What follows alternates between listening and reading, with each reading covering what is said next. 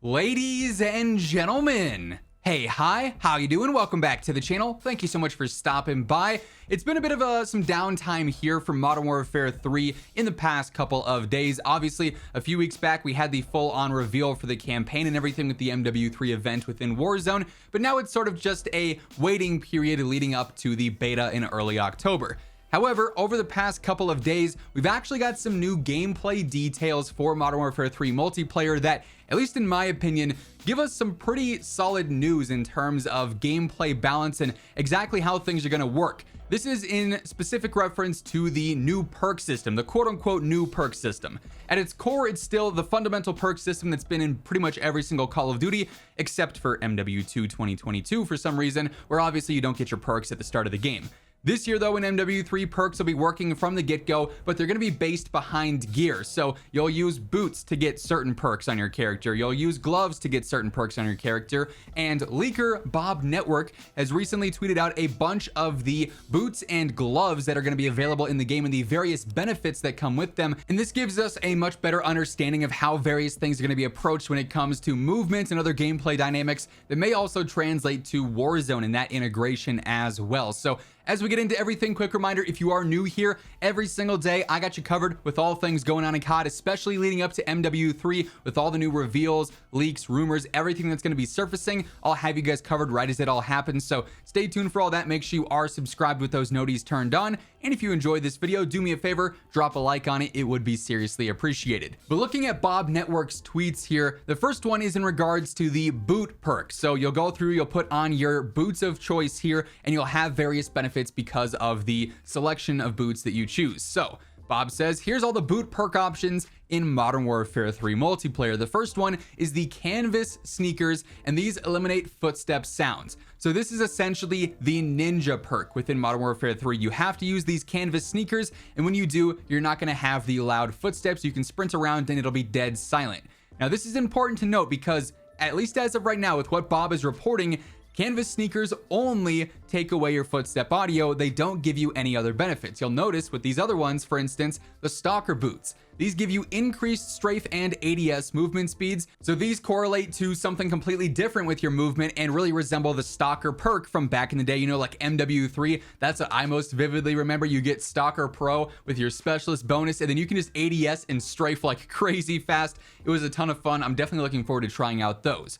Next up, we've got the tactical pads. I won't lie, this kind of reminds me of Advanced Warfare when you'd open up the supply drops and you'd get elite knee pads and all sorts of stuff like that. And that was all the filler content, right? But with the tactical pads, these increase the slide distance and allow for a full ADS while sliding. They also increase the stance transition speeds and crouched movement speed. So you look at this, and this is clearly going to help out with more aggressive movement. And what's important here is the balance. And this is what I find to be the best news out of all of this.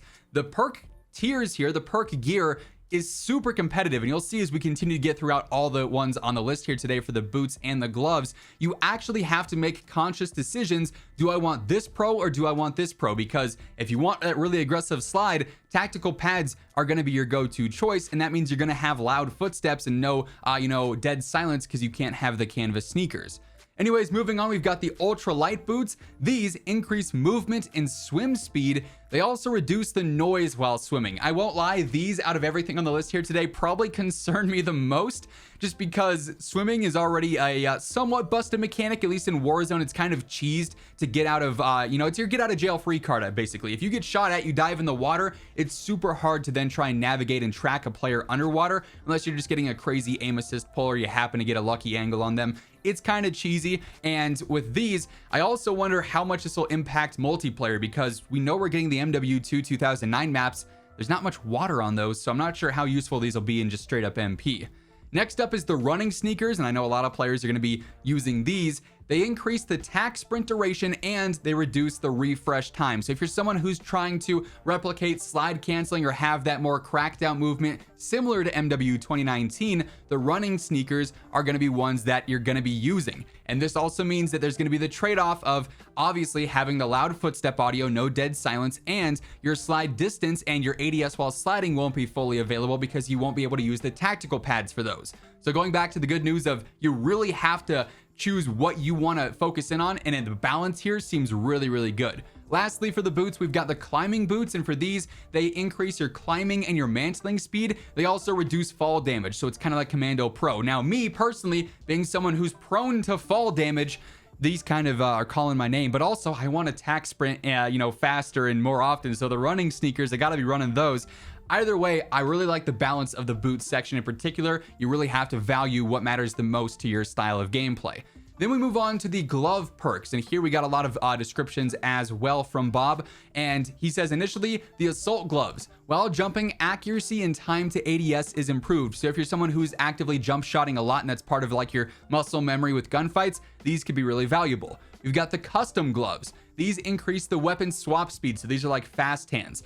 It's interesting though that that's all you're getting out of those. Now with fast hands, you get the faster reload, you get the faster weapon swap and whatnot. This only focuses on your weapon swap. So again, you really have to value what we know is going to be the most impactful in your gameplay.